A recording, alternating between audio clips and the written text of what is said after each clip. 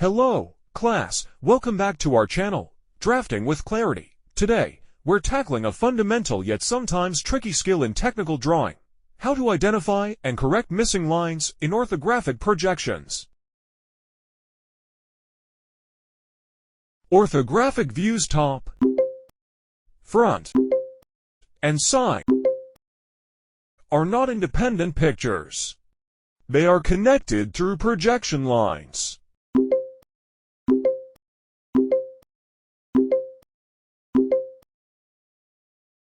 The golden rule is this: any feature, a point, line, or corner must align between two related views. How to find a missing line? You start by projecting lines between the views. If a line you draw from a point in one view doesn't hit a corresponding point in the other view, you've found a clue. The missing line must coincide with that projection line. Add the missing lines on the views given in the figure. Let's imagine we have an incomplete drawing, like the one described in our problem. Here's how we'd solve it. 1. Systematic projection. Take a point, like on the top view.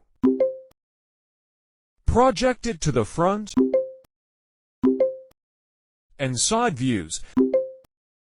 Does it land on a known corner or line end?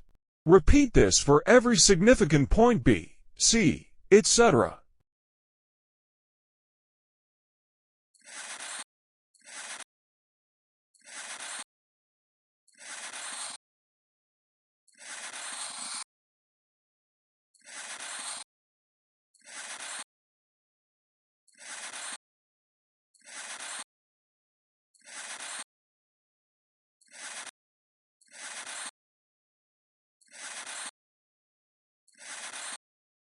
Two. Spotting the gap.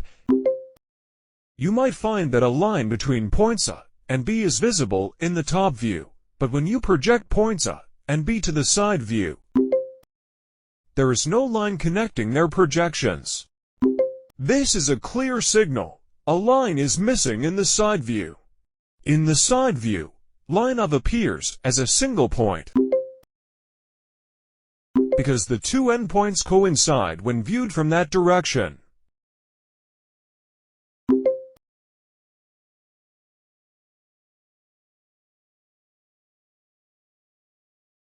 This occurs when line of is oriented parallel to the line of sight, for example, aligned along the x-axis relative to the side view.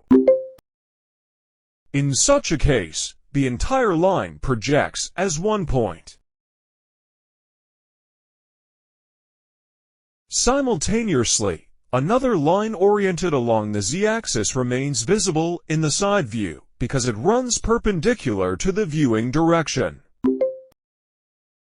However, this same z-axis line may appear separate in the front view,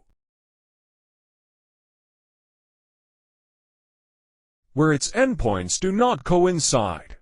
This contrast between views highlights how the same features can appear differently depending on the projection direction, coinciding in one view, but distinct in another.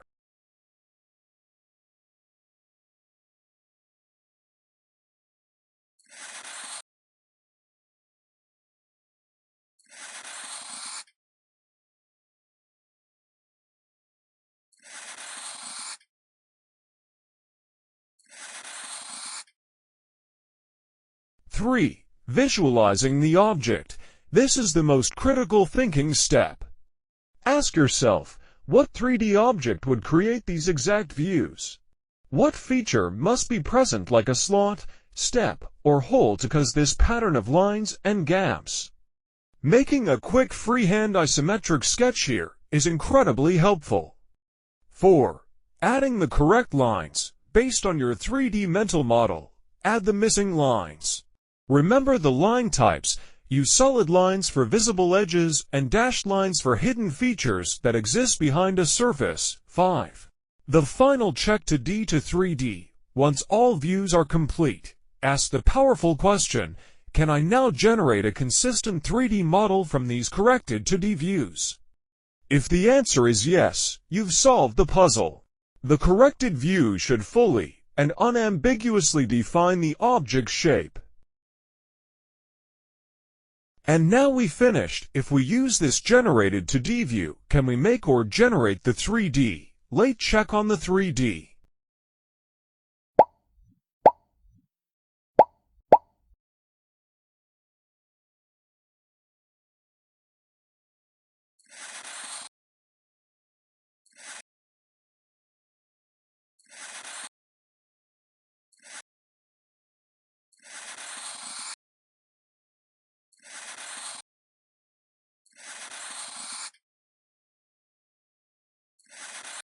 When we start from the left side view, we are looking at a profile defined using the Y and Z axes.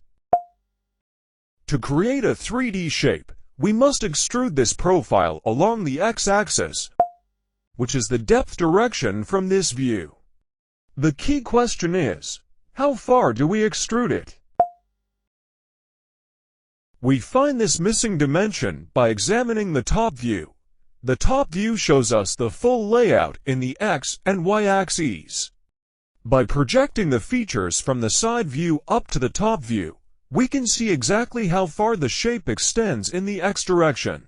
For instance, a certain line from point D in the side view, when extruded, will form a rectangular face. This rectangle appears as 4 units long in the top view along the X-axis and 1 unit tall in the side view along the Z-axis. Once we construct that primary rectangular solid on the front view, the remaining volume forms a U-shaped block that sits on an inclined plane. This inclined plane will appear as a diagonal line in the side view, which we must now draw.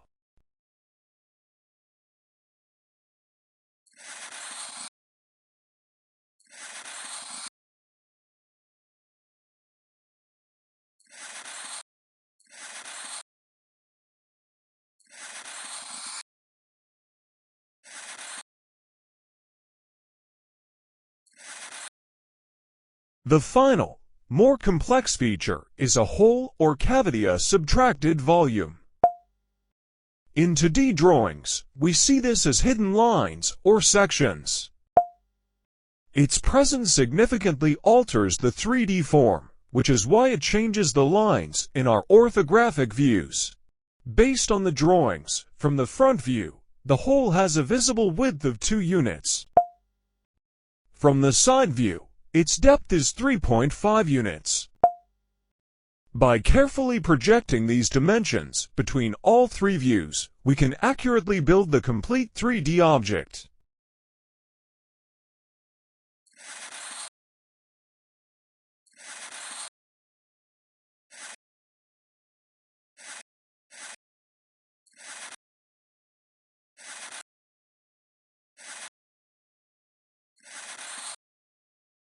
Yes, from a set of generated orthographic views top, front, side, we can construct a 3D or isometric drawing.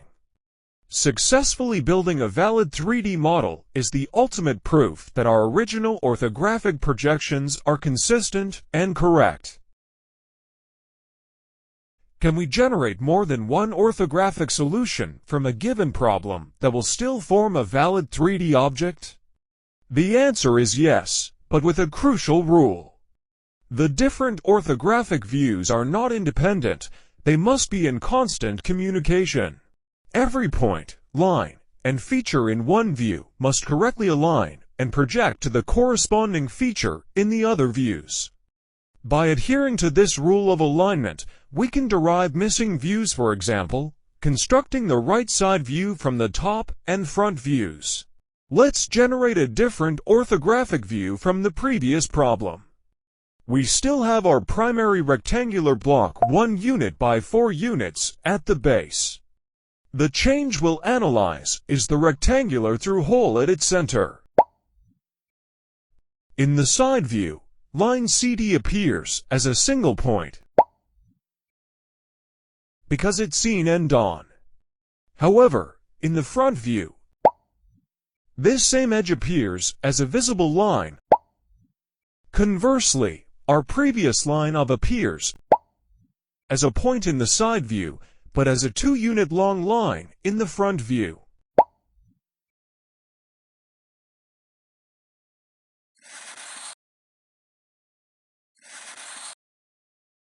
Lines OFF and CD in 3D space define the edges of an inclined plane, the slanted surface inside the hole. In the 3D model, these lines are hidden from certain viewpoints. In the front view, they appear as two separate lines. In the side view, because of their alignment, they coincide to form a single inclined line.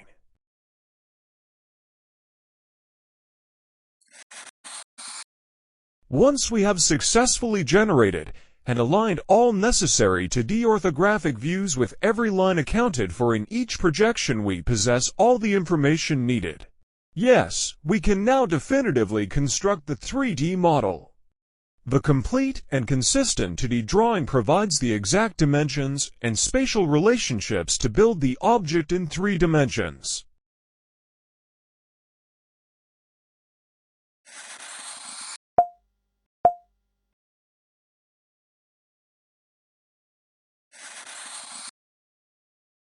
Excellent work, everyone! We have successfully generated 2 orthographic views from the given problem using logical reasoning.